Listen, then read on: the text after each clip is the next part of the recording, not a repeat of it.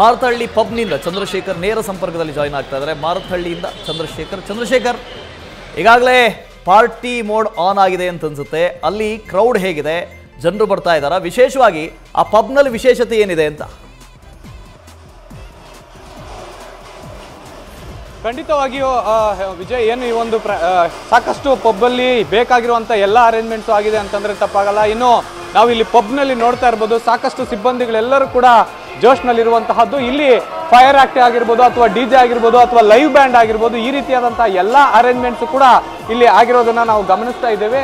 ಇನ್ನು ಅದನ್ನು ಬಿಟ್ಟರೆ ಇಲ್ಲಿ ಏನು ನಾರ್ಮಲ್ ಆಗಿ ಕ್ರೌಡ್ ಬರೀ ಬೆಂಗಳೂರಿನ ಸಿಟಿ ಸೆಂಟ್ರಲ್ಲಿ ಮಾತ್ರ ಇರ್ಲಾಗ್ತಾ ಇತ್ತು. ಆದರೆ ಈಗ ಸದ್ಯಕ್ಕೆ ಬೆಂಗಳೂರು ಬಿಟ್ಟು ಹೊರಗಡೆ ಕೂಡ ಜನ ಬರ್ತಾ ಇದ್ದಾರೆ ಅನ್ನೋದಕ್ಕೆ ಈ ಒಂದು ಪಬ್ ಅಂತಂದ್ರೆ ತಪ್ಪಾಗಲ್ಲ. ಯಾಕೆಂತಂದ್ರೆ ಮಾರತಹಳ್ಳಿಯ ಸ್ಪೈಸ್ ಗಾರ್ಡನ್ ಅಲ್ಲಿ ಸಾಕಷ್ಟು ಪಬ್ಗಳು ಇರುವಂತಹದ್ದು. ಈ ಪಬ್ಗಳ ಪೈಕಿ ಎಲ್ಲ ಪಬ್ಗಳಲ್ಲೂ ಕೂಡ ಈಗ ಸಾಕಷ್ಟು ಜನ ತುಂಬಿದ್ದಾರೆ ಅನ್ನುವಂತಹ ಮಾಹಿತಿ ಈಗ ಸದ್ಯಕ್ಕೆ ಬರ್ತಾ ಇರುವಂತಹದ್ದು. ಅದನ್ನ ಬಿಟ್ರೆ ಇನ್ನು ಇಲ್ಲಿನ ಭದ್ರತೆ ವಿಚಾರವಾಗೂ ಕೂಡ ಪೊಲೀಸರು ಸಾಕಷ್ಟು ಒಂದು ಕ್ರಮ ಕೈಗೊಂಡಿರುವಂತಹದ್ದು. ಇಲ್ಲಿ ಕೂಡ ಒಂದು 4-5 ಒಂದು KSRP ತುಕಡಿಗಳನ್ನು ಹಾಕಿರುವಂತಹದ್ದು. ಬರುವಂತಹ ಕ್ರೌಡನ್ನು ಸಾಕಷ್ಟು ಕಂಟ್ರೋಲ್ ಮಾಡಲಿಕ್ಕೆ ಬೇಕಾಗಿರುವಂಥ ಎಲ್ಲ ವ್ಯವಸ್ಥೆಯನ್ನು ಕೂಡ ಮಾಡ್ಕೊಂಡಿದ್ದಾರೆ ಪೊಲೀಸರು ಅಂತಂದರೆ ತಪ್ಪಾಗಲ್ಲ.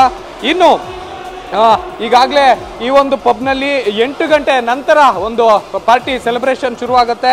ಆದರೆ ಈಗಿಂದನೇ ಬೇಕಾಗಿರುವಂಥ ಎಲ್ಲ ಅರೇಂಜ್ಮೆಂಟ್ಸನ್ನು ಕೂಡ ಇಲ್ಲಿನ ಆಡಳಿತ ಮಂಡಳಿಯವರು ಮಾಡ್ಕೊಂಡಿರುವಂತಹದ್ದನ್ನು ನಾವು ನೋಡ್ಬೋದು. ಈಗ ಫೈರ್ ಆಕ್ಟ್ ಏನು ಮಾಡ್ತಾ ಇರುವಂತಹದ್ದು ಅಥವಾ ಇಲ್ಲಿ ಬೇಕಾಗಿರುವಂಥ ಕಸ್ಟಮರ್ಸ್ಗೂ ಅಷ್ಟೇ ಎಲ್ಲ ರೀತಿಯಾದಂತಹ ಒಂದು ವ್ಯವಸ್ಥೆಯನ್ನು ಮಾಡಲಿಕ್ಕೆ ಸೀಟಿಂಗ್ ಆಗಿರ್ಬೋದು ಅಥವಾ ರೂಫ್ ಟಾಪ್ ಆಗಿರ್ಬೋದು, ಎಲ್ಲ ರೀತಿಯಾದಂತಹ ಒಂದು ವ್ಯವಸ್ಥೆಯನ್ನು ಕೂಡ ಸದ್ಯಕ್ಕೆ ಇಲ್ಲಿ ನಡೀತಾ ಇರುವಂತಹದ್ದು ವಿಜಯ್.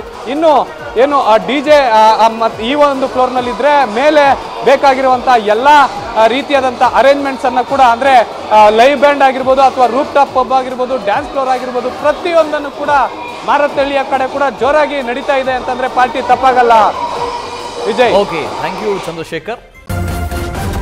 ನ್ಯೂಸ್ ಫಸ್ಟ್ ನಿರ್ಭೀತಿಯಿಂದ ನಿಮ್ಮ ಪರವಾಗಿ.